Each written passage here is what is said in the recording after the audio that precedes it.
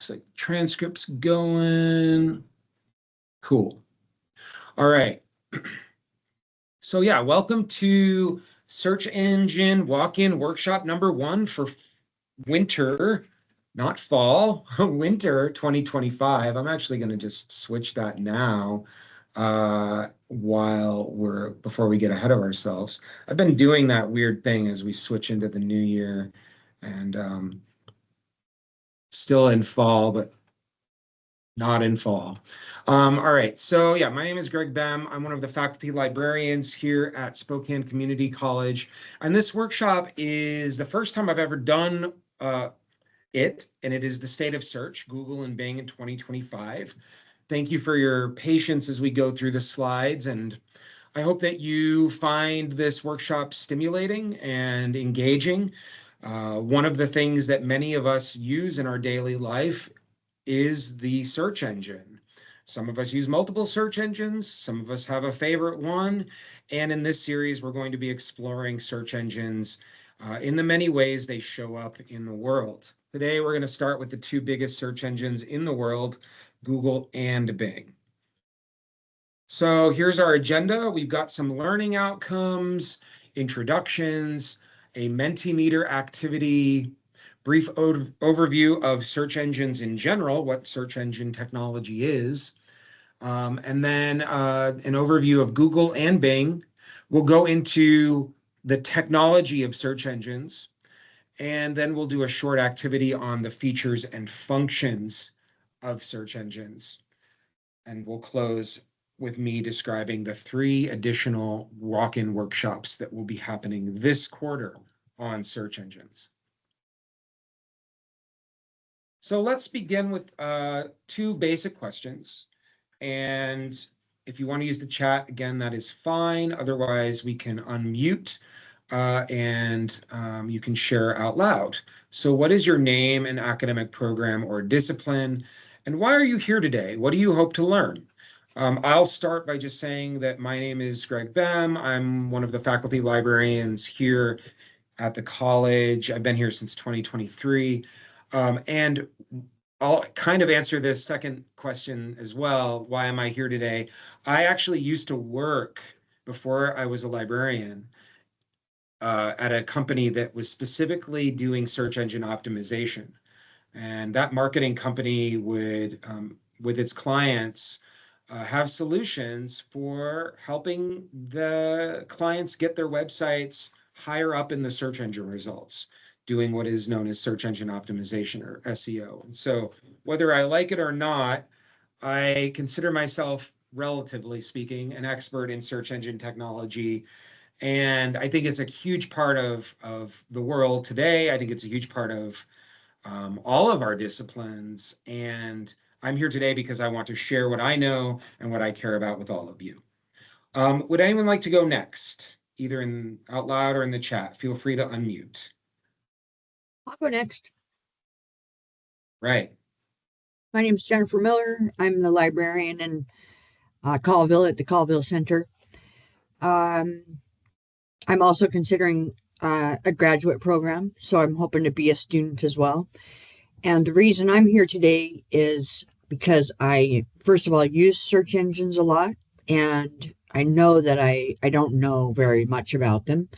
I'm also really fascinated with kind of the time we're in right now, where just things are changing rapidly, and it's changing the face of what it means to be a library, what it means to be a librarian. And this is just a part of that for me. I'm happy to be here. Thank you so much, Jennifer. Appreciate you being here and your energy. Would anyone else like to introduce themselves? I'll be happy to go. My name is Janelle Brook, and I'm a faculty member in the business technology department. And I am here because I think that I have used Google and Bing and other various search tools and enough where I've kind of become complacent, and I feel that I'm making a lot of assumptions about kind of maybe the underlying technology and the ways that I behave in search in my own searches, and I'm just interested in kind of polishing my skills and knowledge in all of those areas. Fantastic. Thank you. Would anyone else like to introduce themselves today?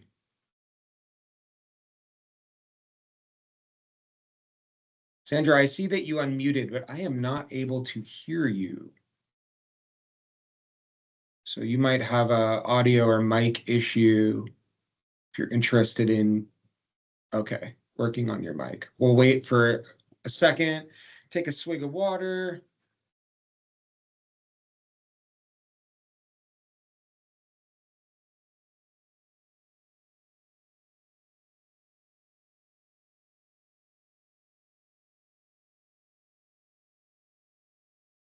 All right, well, let's keep going. Well, if you figure out your mic, you're more than welcome to interrupt and we can hear your introduction further along.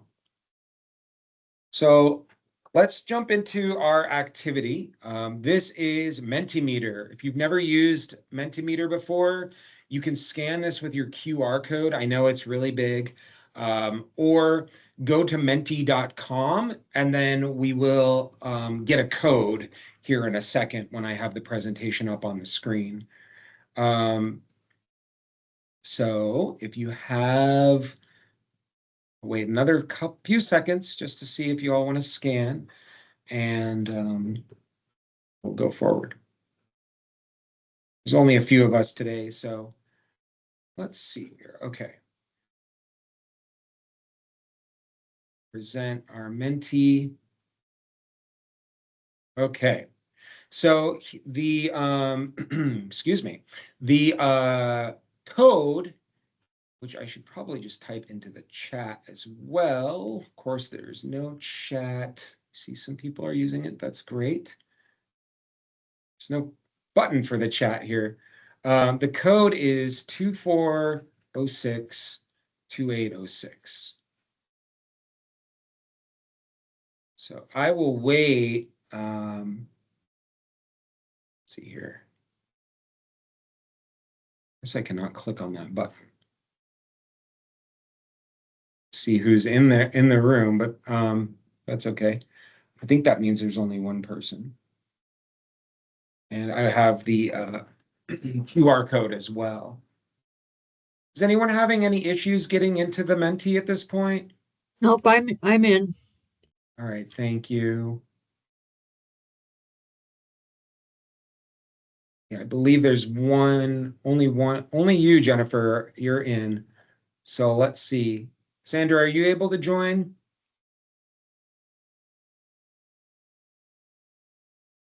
Greg, I am in.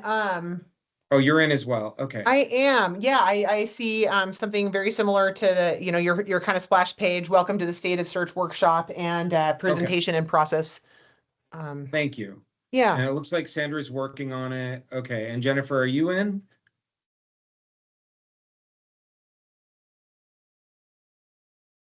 Yep, I'm in. Okay. Yeah. Thank I mean, you. I see guess the I same don't thing I I don't see the have same thing a Brooke sees. I don't have an easy way to see who is in and who is not, which I guess is just one That's of the weird. That seems challenges kind of of Mentimeter. Okay, yeah. let's go forward here and move on to our first question. So the first question is, what search engine is your default? What do you usually use? Bing, Google, something else? I don't know. Or I use multiple. And it looks like we've got 2 people in the room. I can now see on the screen how many people are in. For the sake of time, we're just going to keep going. And Sandra, if you're able to join, please feel free to, and you can participate. What device do you use to search? Personal computer, work computer, cell phone, tablet, or another device?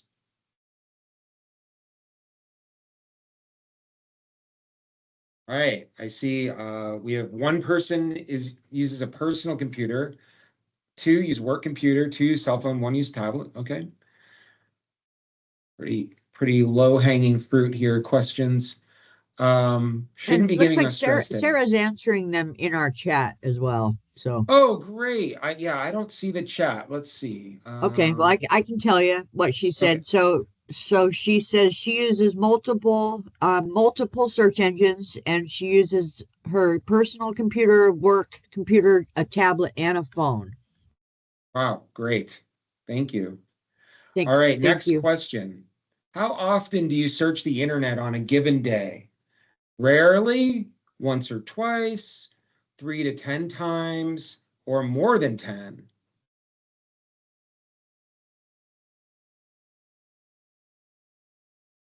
It seems like you're the only one left in the Menti, so.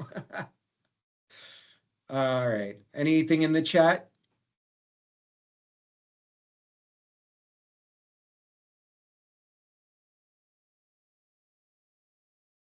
All right. Oh, sorry, Greg. Yeah, she says more than 10 times. Great. And do you ever think about or reflect upon your search practices? No, yes, or I'm not sure. Wow, okay. Would anyone like to unmute and mention briefly what you think about? Or And Sandra, oh, sorry, Sandra, I called you Sarah. Sandra also says yes on this. anyone want to share a little bit more about what they reflect upon when it comes to searching? I will, when I am searching, I become really aware of the kinds of ads that I immediately get after I've conducted a search. It's, frequently very directly related to whatever it is I'm searching for. And Yep. from time to time, I'll go and use like an incognito search kind of situation. And to be totally honest, I'm not totally sure which is the less evil of the two Mm, practices. I mm, feel like I don't. I mean, I know I'm going to get ads, and my searches are going to be, quite honestly, followed, quote unquote, or taken stock of in one way or another, regardless of whether I use the incognito mode. I guess really it's just a matter, so kind of accepting that necessary evil of having ads fed to me, and then deciding, do I just want them to be on brand, right? I want them to be mm. something that caters to what the Google machines know to be the things that that I'm interested in. So those are the sorts of things that I kind of think about when I search.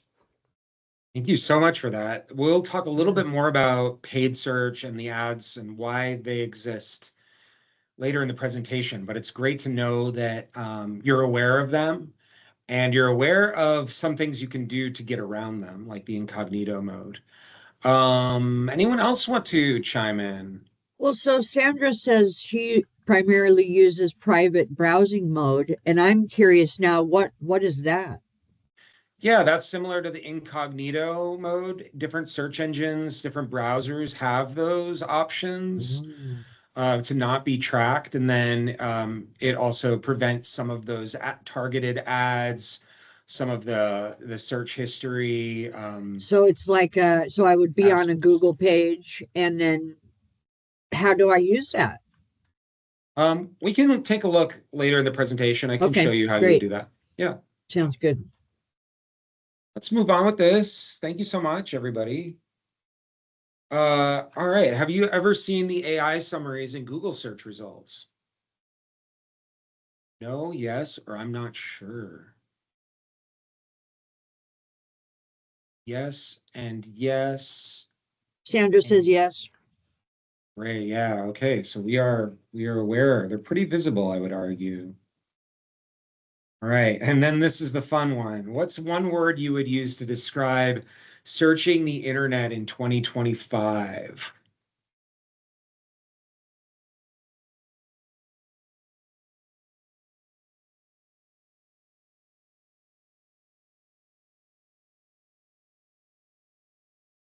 Eerie. Ooh, I love that word, by the way. Whoever entered that one, that's a favorite. Very eerie. Okay, well, something is strange or provocative about it. Any other words that come to mind? Doom. Wow. Okay, that's setting a subtext here. And Sandra sends the emoji that's like, Okay, well, I'm glad that we're all here today to hopefully at least give ourselves some camaraderie and support. I will say, every word is great to contribute, so we know what we're feeling. There's a lot of also, ways to think about the tools and technology in our life.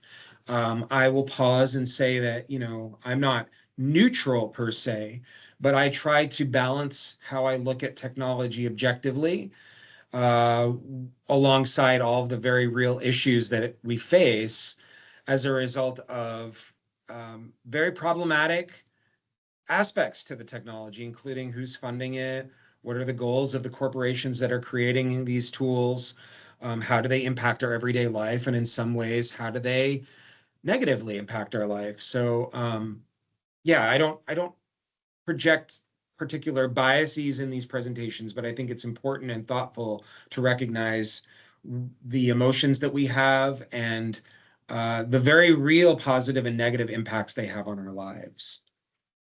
I think that's my last question. Let's see.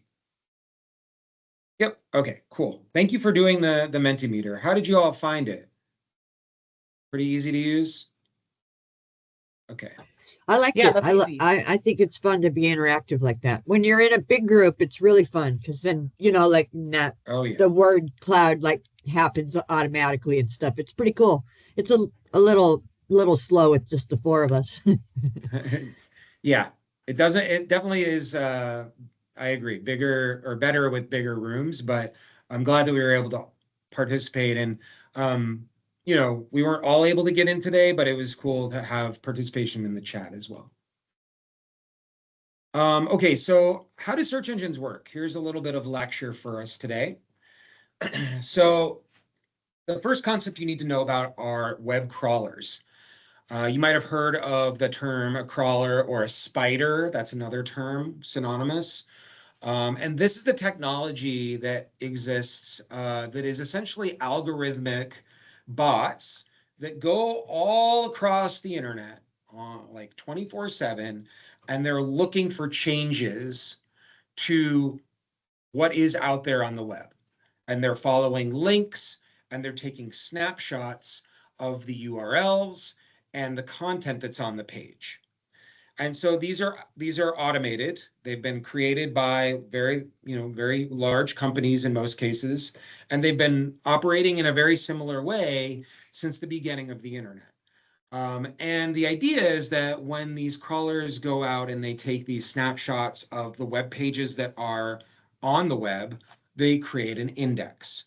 Now, there is a type of technology that is considered a standard on the internet that it allows some websites to be crawlable and some websites to not be crawlable. And there is a type of um, document that is part of a web server called robots.txt.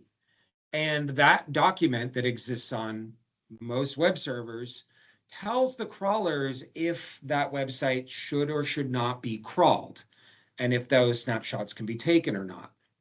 Now, there are a lot of different types of websites out there, and we don't have time to go into every type of website. But why I mention that is because there's a lot of information on websites that is either restricted or superfluous. It's noise. It's not necessarily designed to give the public information. And so a web host may say, oh, we don't need this page to be out there and discoverable in a search engine. And similarly, there are certain types of web hosts that are hosting websites in places that are not necessarily laudable to the general public. And those, you might have heard of the deep web or the dark web. Those are the the spaces I'm talking about as well. So crawlers, though, are going out and they're getting snapshots of the majority of the web. And they're bringing them back and creating this index or this long list or structure that shows essentially the internet. Now we can't visualize that per se because it's such a large thing at this point. But if you can imagine a web with links connecting different web pages to other web pages, and for our purposes, it's essentially infinite. That's what the search engines are doing. Then from that index, we are able to sort by way of search. And that's where what we call a ranking algorithm comes into play. So all of these technologies, these search engines, they have a super secret way of being able to rank or order all of the results when someone searches for anything. And that algorithm might have something to do with what's in the page title or what's in the page content or the images of the page or the URL of the page. Or some search engines might prioritize specific types of websites over others. For example, Google has in their algorithm regularly prioritized Wikipedia as a highly valuable information source. So I want to recognize that the ranking algorithms are super proprietary, meaning that the organizations don't flat out tell you what they are and how they work, but they do often, through, if you track it and if you do pay attention, you can kind of get a sense of how they work the more you use it and the more you reflect on it. And certainly folks in the SEO world, folks in marketing and tech often like to hypothesize or theorize about how they work, even though none of it is publicly available, that information on the algorithms. So search engines have that algorithm, that ranking algorithm underpinning everything. Search engines, the search engine technology usually has some interface where the results of searching the web can then get presented. And today we're going to be discussing Google as a search engine, but also Google as an interface where you can search using the search engine. And the same goes for Bing. The search interfaces these days are all operating across different platforms and devices. Probably all of you in the room and everyone watching, this isn't going to be news to, but you can use a device like a laptop computer or a phone and access those websites. You can also access the apps that have been created for those technologies and those websites. And then also third-party apps and websites often have the search interfaces integrated inside those third-party apps or websites. So it can be multi-layered. Many of the search engines are operating under the idea of personalization. So you can sign in to the search engine and then get quote unquote more relevant results. Janelle was alluding to this earlier because if you are signed in or if you're just using a device over and over again with the cookies or the tracking software that's embedded in the website, they meaning the search engines can remember what you search for, and that can contribute to not only the ads, but ideally what shows up when you search. So as someone that works at the community college, on the community college's Wi-Fi that is geolocated here on this block, this property, and someone that is searching for work-related things all day, Google here knows more about what I want to find versus my life over on South Hill outside of work. Search engines also have a lot of advanced features, some of which we'll go into today. I don't want to do any spoilers, but those include connecting to other apps. Those can include artificial intelligence summaries, widgets that are based on Wikipedia and other encyclopedic information, and so on and so forth. Since the early days, search engines also have emphasized the ability for advertisements to take up real estate on the search engine pages. And so we call that paid search. That's the technical term, because people, small businesses, large businesses, individuals, they're able to pay to get an ad with a link above or within what we call the organic listings. And the organic listings are coming out of those ranking algorithms that I described earlier. Does that make sense to folks so far? Great. Feel free to ask questions in the chat or unmute at any point. Jennifer, I'm going to assign you to chat duty since I can't see the chat with my little preview here on a single screen. I thank you in advance. All right, so Google, let's move into Google for a little bit. Google is, from our Mentimeter activity earlier, is the ubiquitous champion of search engines, for better or for worse. Today, Google is considered ubiquitous and it's everywhere. I think we all can agree on that. There was a time when it was not, but it is today.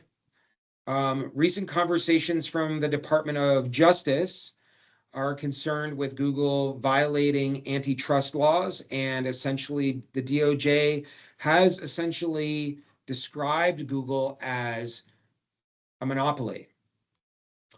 And whether or not that goes anywhere is to be determined. This isn't the first time Google as a company has come up as being problematic, legally speaking. You can Google, pun intended, you can search for issues with Google, legal issues, and find out all about the challenges that they've faced or that they've brought upon themselves by being so big and so effective in their work. Google started with its search engine in the late 1990s, and they released their AdWords platform, which was for advertisers, in 2000. And I actually remember when that happened.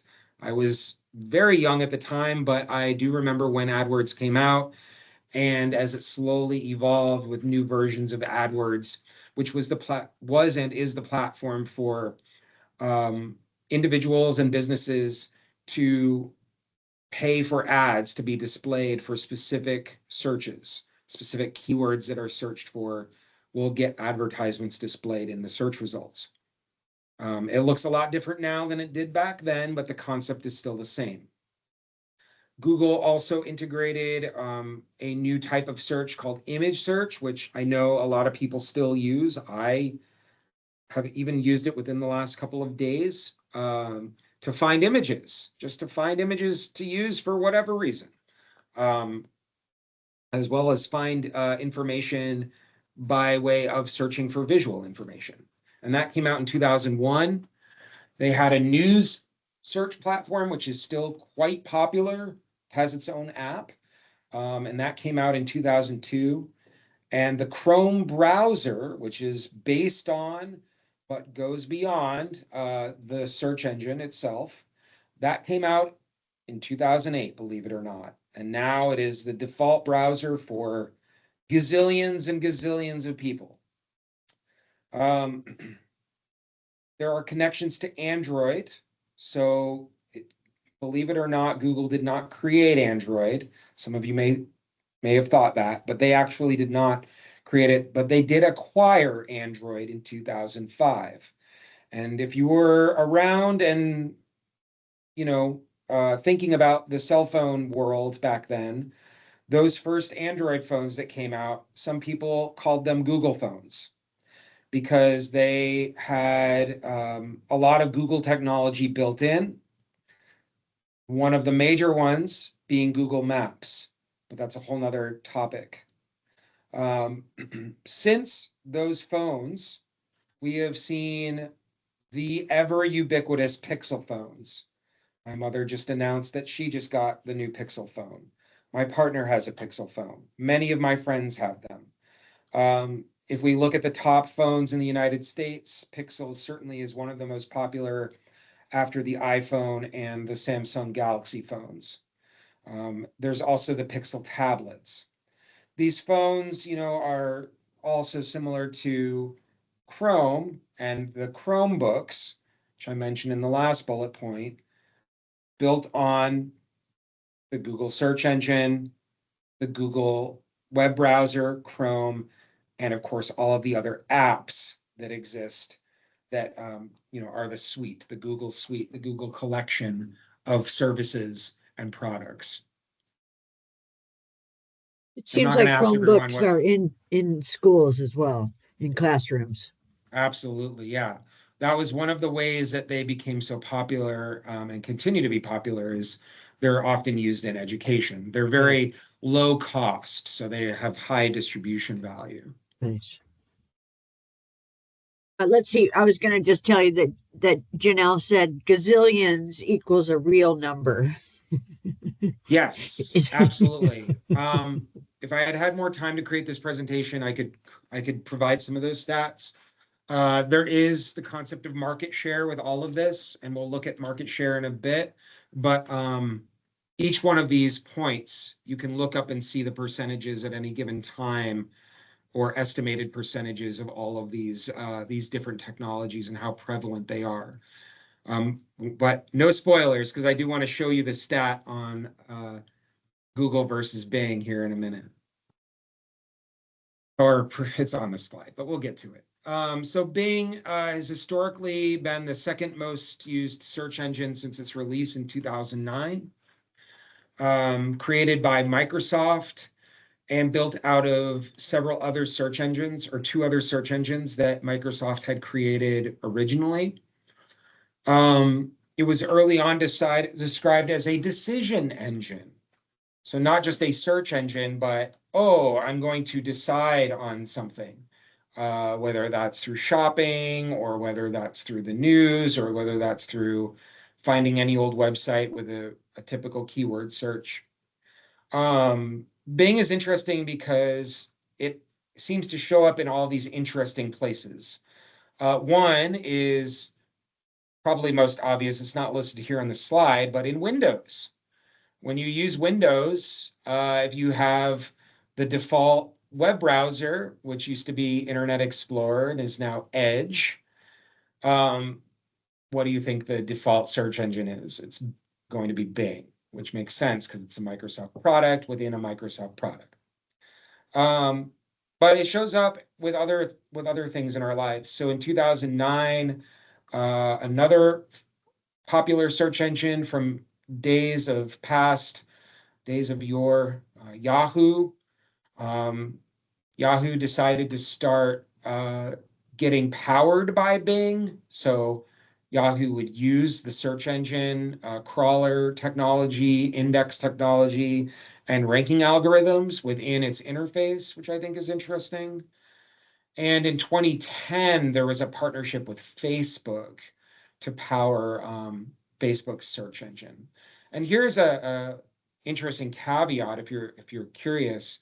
In some places around the world, and I only learned this because of my world travels, it's not widely publicized, but in some places around the world, Facebook is actually the main interface by which people search for literally everything. So they won't use Google or Bing in some countries. They'll start with Facebook. So that I find that very fascinating, because Facebook is often considered social media or a social network above its other functionality, but in some places it's considered a search engine.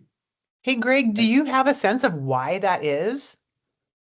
I think that there are a lot of reasons, but I think that Facebook may have been one of the more compelling uses of, or starting points for internet use in some cultures, in some places. And so the function and the value of the internet being social first search engine second. Yeah, And that's I think interesting. with the internet starting, with Usenet discussion boards and forums, and the early days of the internet with America Online and email and that sort of stuff, and then early search engines here in the US are emerging before social media, we have a different origin story. Right. So potentially generational or geographical. That makes sense. You got it. Mm-hmm. Um, Thanks. we have seen major increase in usage with Bing, with the release of Bing Chat, which is now called Microsoft Copilot. That was in 2023. It was kind of a new leap forward with Microsoft and Bing investing in AI. But believe it or not, as of my Googling, pun intended, as of my searching, a couple days ago, only 4% of market share after Bing's 91%. And that's 95%, meaning all the other search engines that exist are 5% combined. So you can see how massive Google is in terms of just popularity and ubiquitousness. Again, some of that is because it's the default on so many different devices and in so many different interfaces. Okay, so the bigger picture, some points here, search engines and technology. We've got this question of how do we capture the internet, the information on it, and how people use it? This is a question that a lot of tech companies have asked over the decades. And search engines, even though they've been around seemingly forever, there's always been a search tool, as long as there has been computing technology, there have been ways to search for data and information within the data and information that exists inside databases. As long as it's been there, search engines have been this kind of keystone or central component. And search engines essentially are watching the web and also bringing people closer to what's on the web. So today, search is one of many apps provided by parent organizations. And yet search engine integration is not the only app. It's one of many. And search engine integration with third-party companies like phone companies, laptops, or even specific websites blur the lines of where people are going to find information and where people are connecting to information around the world. And so the picture ends up being really messy. The picture of how we view the web, how people connect, where people go to connect, and so on and so forth. If we start to look at other apps, for example, like let's just look at the social media apps because those already came up. If somebody is going to Instagram, for example, and they find, let's say, a small business owner that they like, or a celebrity that they like, or an artist they like, they might find that link to their work, and that might take them away from the app. But then if they want to find it again faster, they might use a search engine or they might use the social media again. So all of these factors make for a fairly chaotic situation, which is why the search engines continue to be so, I think, so commonly used and so useful, because they end up being this kind of go-to tool that make a lot of people's lives easier. And they use the language that we all use individually, to get us to that information. We can have these relationships with the apps in ways that make sense for us, and the apps are designed to receive the language and the information that we provide them, as a feedback mechanism to get closer to that source within the internet that's been crawled by the crawlers that are building that index that we described earlier. So all of this is not just happening because the technology companies think it's a great idea for mankind, humankind, and want to make the world a better place. Certainly some tech companies have roots in making the world a better place. But this is all rooted in another big word, which is capital M, money. I should have had the SpongeBob meme with Mr. Krabs, who has that business, and there's the meme is like the eyes with the dollar signs, and he's just like, I like money. Advertising, as I mentioned, from 2000 with AdWords, has regularly been a component of everything on the internet for decades. And advertising also helps make the internet go round.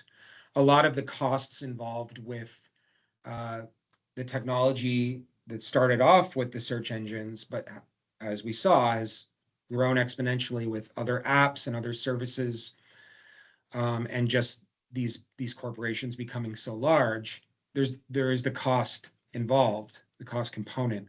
And so advertising helps support responding to that cost.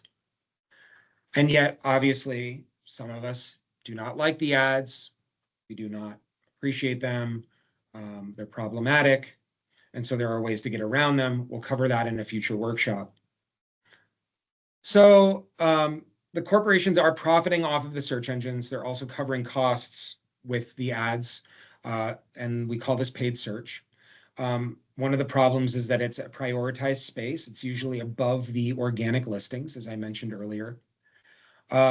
Ads have become, challenging because one of the problems of having ads that are irrelevant is that they feel like noise, they feel like clutter. And so the search engines try to do a good job at making the ads feel as relevant to the search as possible.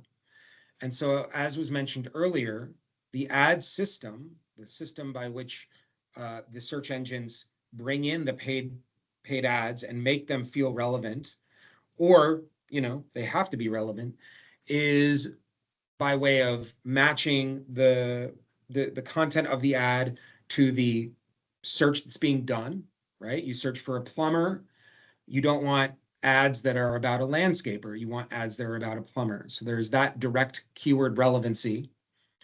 There's also ads that are tied to local search behavior and other factors like your location, etc. And then also, if you've clicked on certain things in the past, if you've logged into certain things on the past, there's also types of ads that are based on if you have gone to other websites in the past, if you've looked at specific products in the past. For example, you're looking for that new car, you might start to see those ads for cars showing up when you search, for road trip ideas, that sort of stuff. They try to be a little bit more sophisticated with their advertising systems. And I see that we have only a few minutes left, so we're going to go quicker here. These ads are connected to user data, device use, your account, and other apps. There's also issues around, how they're making money off of other products. So the search engine companies are selling enterprise products for businesses. They now are in the cloud storage game. There's other premium costs that you might encounter with some of these technologies as well. So despite all of this, it's hard to argue against the benefits of search. As I mentioned, it's a keystone technology. It connects us to information quickly. Ultimately, it does provide us access to the live internet. We see the internet for what it is. We're able to see internet based on updates from within hours, and with the news websites being even within minutes. Search engines offer organization and stability to information, shareable information. We get benefits from the new tools and functionality that comes up in search engines like widgets, AI summaries, even specific kind of subsets of the search like Google Scholar to connect us to scholarly information can be really beneficial. And competition between search engines has led to innovation amongst them as well.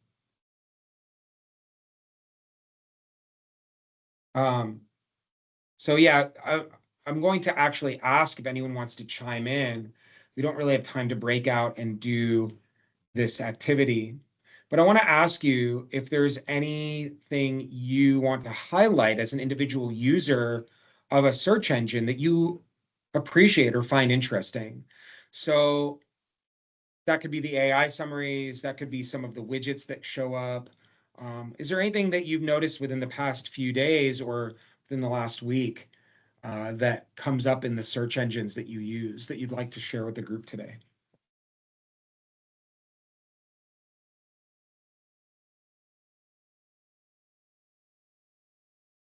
I don't know if I have anything that I've noticed about the search engine so much as I really am noticing my own behavior changing.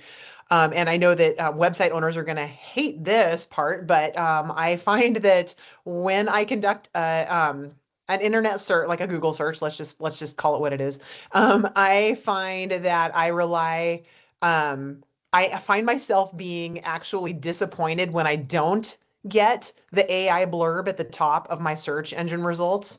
And that means that I find, I mean, I've just like, no, I was just noticing this about myself yesterday, and recognizing, oh man, how can I change my actual query so that I get just like the blurb at the top and then I can make my decision, based off of that way I don't have to go through all the search results. And I know that exactly what I'm describing is putting terror in the hearts of website owners, because this is exactly what's happening, is it's keeping traffic away from them. But anyway, that's something that I just like my own, I'm noticing that I am changing my behavior. I'm noticing my behavior changing in that way. That's such a really important point that you bring up, Janelle. And there are a lot of behavioral specialists that work for these companies that are aware of that as well. And it, of course, is a result of competition and creating functionality that people appreciate and or are addicted to. Obviously, there are fine lines with those ways of describing our behavior. And I think on a cultural level, that could be a whole nother presentation, is how we get used to accessing information or using tools in certain ways. I really appreciate you bringing up that aspect of the conversation. And then Just I had just had a quick question for Janelle.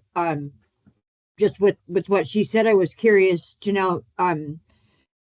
Do you trust the AI, the information you're getting from AI? Do you find yourself like, do you automatically trust that, or are you Hmm. having to double check and make sure? Oh my gosh, great question, Jennifer. I would say I don't know that I trust anything, but I find myself biased kind of against individual websites because I know that they are trying to sell me something for sure. And so I tend to like the fact that AI, maybe again, I'm putting probably a little bit of blind faith in this, but I like the fact that an AI blurb is essentially an aggregate of everything that it can find in a couple of milliseconds. And so it's not necessarily trying to sell me something. And so, I mean, I don't know that I trust it. I trust it more. I just trust it differently. Yeah, that makes sense. Thank Yeah. you for Oh, great clarifying that. question. Yeah. So, oh, A- it's very And then interesting. Sandra says that she's used AI for class lessons, previously unfamiliar to her. She says, I would like to learn how to refine searches to get more variety of results. For instance, when I search for a product, the results are usually the same, like Amazon's and then etc. Yeah. How would I broaden my searches? So that's a really, really great question. And sometimes it's really frustrating, especially the behavioral element. If you're on a device that has multiple pages of the search, and I say that because some devices it's an endless scroll, but you know, you can, in this case, I searched for this about Spokane, and I can increase the search results that show up. Um, but you can see also that it's just trying to give me all the information with just this one page, right? So you can do things like negative searching, advanced searching. if you click on tools in Google, for example, you can do an advanced search and you can update some of these parameters, which could help. You can, one of the things that I really like to do is updating the site. So if you change the domain from .com, for example, to .edu or .org, this will provide you with results with that domain extension. And that can be helpful for getting around some of those other pesky websites like the for-profit or e-commerce websites like Amazon or Target or whatever. So there are some search strategies, and I'd be happy to work with you or anyone watching this to do some practice with actual searching. It's one of the things we librarians like to do is find Yes, hacks and to get better information. she says, great, thank you. Yeah, and then one other thing that I wanted to point out, since it just showed up, is that we had with this search about an interesting fact about Spokane, provides all of those Gen AI summary and links. It also provided a snippet from a KOA campground website, which I think is just, it's kind of hilarious. It's like, this is the authority on what's an interesting fact about Spokane, but you know, interesting fact is pretty casual language. So maybe they're trying to Well, promote that's one of the a things that casual source. I like that about the AI blurbs is that they tend to be sort of, well, and Janelle just mentioned it, that it's an aggregate of the information it comes across, but I find that it has some kind of, quirky things added. And often I want this, I'm looking for the stuff that's under the radar, right? I want the stuff that's not popping up on your popular searches. I'm usually after that underbelly. So I do appreciate that part of AI. Well, I think that's a good time to transition. Thank you, Jennifer. You helped me with the transition a bit. To advertising our future walk-in workshops on search engines. Not advertising in the money-making sense, but just in the promotion of getting people to come to these. So this was the first one, and I thank you all for being here today. Next time, we're going to talk about some really fun alternative search engines. Some you may have heard of, some you may not have.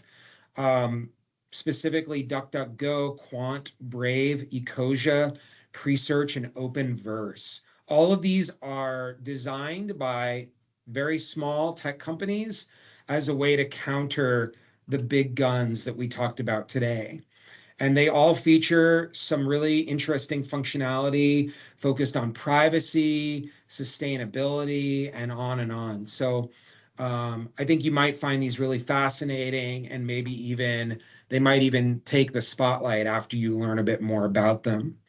We're also going to do a session on intelligent or quote unquote intelligent search engines, i.e. Gen AI powered search engines, specifically Perplexity and ChatGPT search. And then our fourth and final search engine is going to be all about research-oriented search engines. We're going to be looking at Elicit, Semantic Scholar, OA.mg, and Seeker.